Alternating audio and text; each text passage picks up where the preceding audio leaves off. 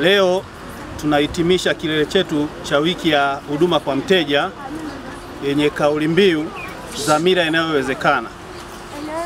Kwa mwaka 2025, Mamlaka ya Maji na Usafi wa Mazingira Mbeya ikiongozwa na bodi mahiri pamoja na management ikasema hapana, dhamira inayowezekana lazima ijikite kwa kizazi, na kizazi ambacho tunakitegemea sisi ni kizazi hichi cha watoto wa shule za msingi, chekechea ambao wanakuwa ili waje kuwa taifa la kesho. Hivyo basi sherehe zetu zilianza tarehe 6 kujikita katika uzinduzi. Baada ya hapo tukaanza kuwafata watoto na kuwapa elimu, na watoto ambao tulijikita ni watoto wa shule za misingi. Shule ya kwanza ya msingi ambayo tulitembelea ilikopo ni Gombe. Pale tulitoa elimu inayohusu maji, inayohusu miundombinu ya maji. Tukaenda mbali zaidi, tukatembelea shule ya msingi Sisimba, tukatoa elimu. Baada ya hapo tukazitembelea shule mbili, Inyala na Ikuti, tukatoa elimu. Na elimu ya leo tumetoa katika shule ya msingi ya Uhuru na Mwakibete ambayo inapatikana katika chanzo chetu cha maji.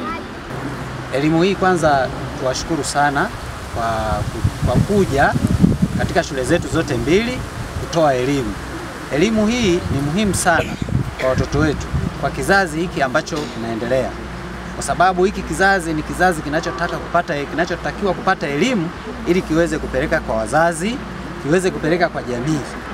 Watoto hao wanapopata elimu ya utunzaji wa vyanzo vya maji, hivyo basi wanakuwa wamepata na wengine, kwa sababu hawa ni mabalozi wakubwa sana katika utunzaji wa vyanzo vya maji. Moja, watapeleka nyumbani elimu hiyo; mbili, watapeleka kwa watoto wenzao shuleni. Hivyo basi tunawashukuru sana kwa namna ambavyo mmekuja, na pia tunawashukuru watoto na tunawaasa watoto hawa kwamba wapeleke hii elimu shuleni, wapeleke majumbani, wapeleke kwa watoto wenzao, pia wawe mabalozi zaidi. Mimi hapa nimekuja kujifunza kuhusu utunzaji wa maji katika mazingira yetu. Pia nimejifunza maji yanavyozalishwa katika matenki na madumu, yanavyosafishwa na kutibiwa.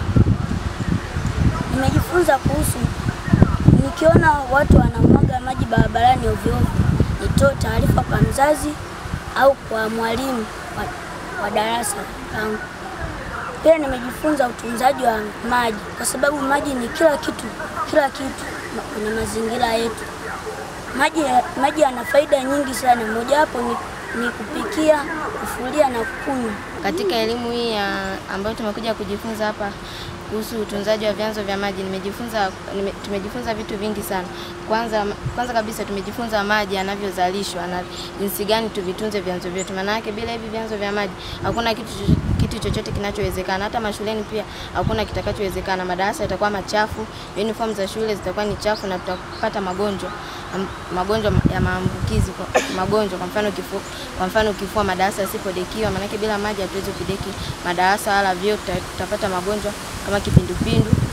Na pia nimejifunza kwamba inatakiwa tusikae kimya pale tunapoona vitendo vya uharibifu wa vyanzo vya maji. Kwa hiyo ningependa kuwasihi sana wanafunzi wenzangu, pale unapoona uharibifu wa chanzo chochote cha maji, hata nyumbani huko tunapoona mtu anaharibu mita au anafanya uharibifu wote wa chanzo cha maji, inabidi utoe taarifa.